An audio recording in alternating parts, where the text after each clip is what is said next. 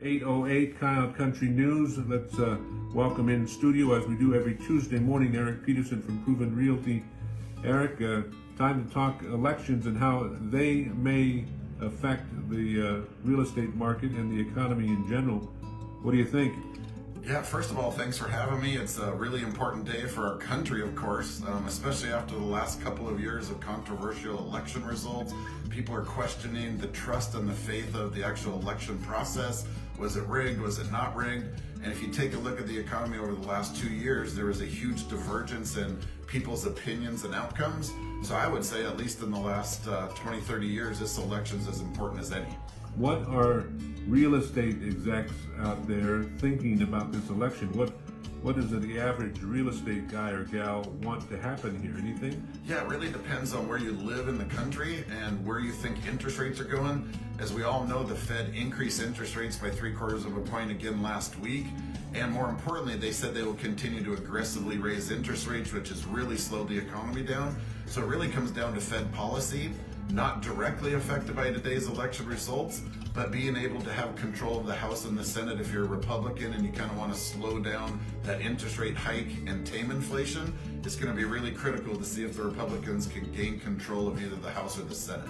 What's interesting is that they seem to be focusing on trying to slow down the job market, and it's not working on jobs. And of course, we don't want it to work on jobs here. We just want more people to hire.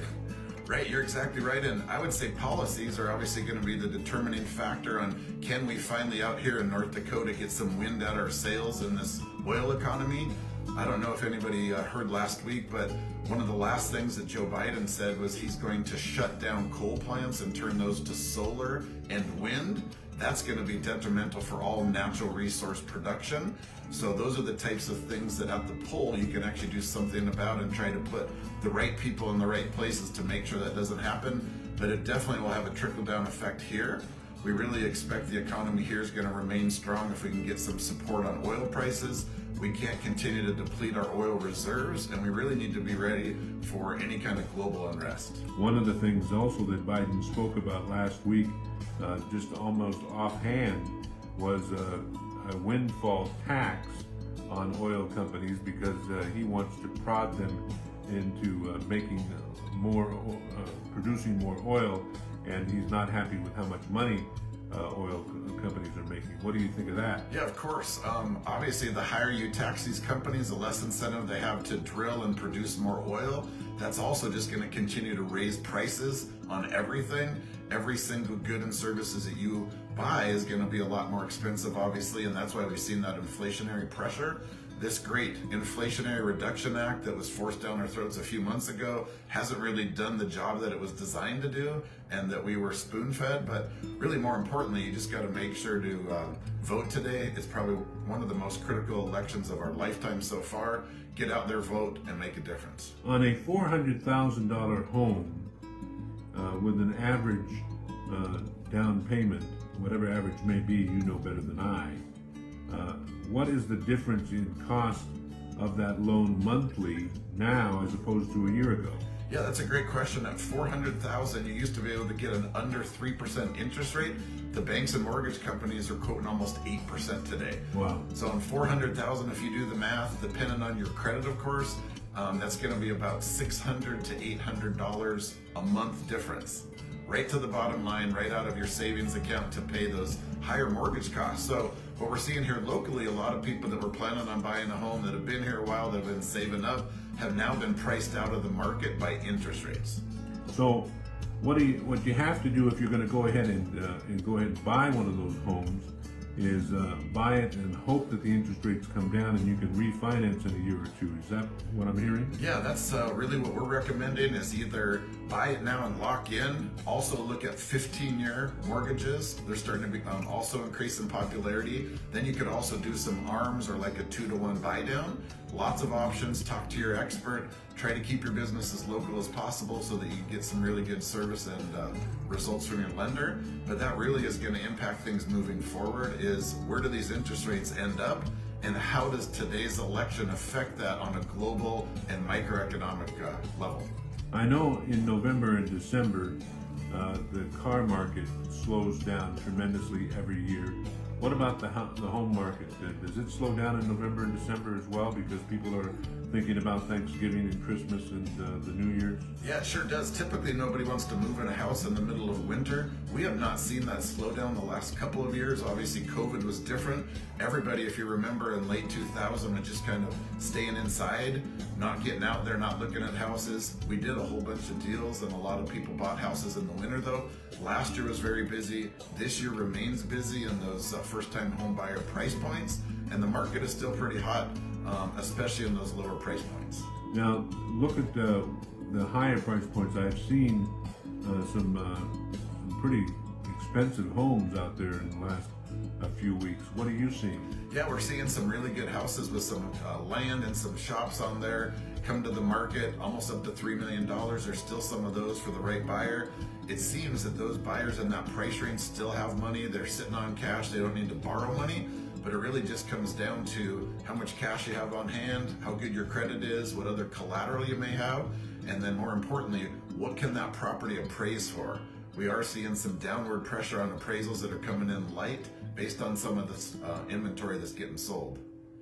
Erik Peterson with us live every Tuesday morning. We talk real estate here in Williston, so you can get your thumb on that and know what's going on in real estate. Let's switch now and talk a little bit about commercial, Erik. What are you seeing in the commercial area right now as far as rent, lease, or buy? Yeah, that's a great question. With the colder weather that we've had for the last few weeks, the phone's still ringing off the hook. We had over 20 calls yesterday.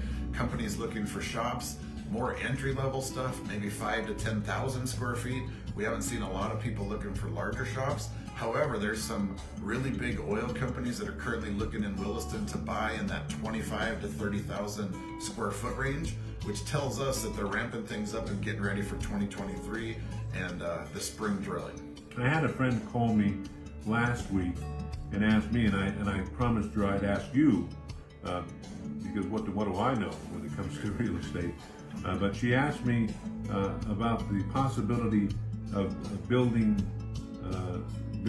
for retail here in the Williston proper area. Is that a smart deal right now? If you had retail, could you rent it out? Could you lease it right now or not? Yeah, it really depends on the size and type. I represent some really good properties here up at Harvest office and also the Landmark on office. We are starting to get some more activity on the retail, especially headed up to the holiday season. But it's really tough to build in this environment. From a cost standpoint, material costs are still high. You've got to borrow the money and get some interest rates. That's obviously part of the equation. So I would say it's a little bit riskier than some of the other asset types right now, but certainly a good idea as we head into the holiday season. Risky because the cost to build? Yeah, cost to build. Can you find a good contractor? Most contractors that are really good builders are booked out until next year, so you probably wouldn't be able to break ground until late summer.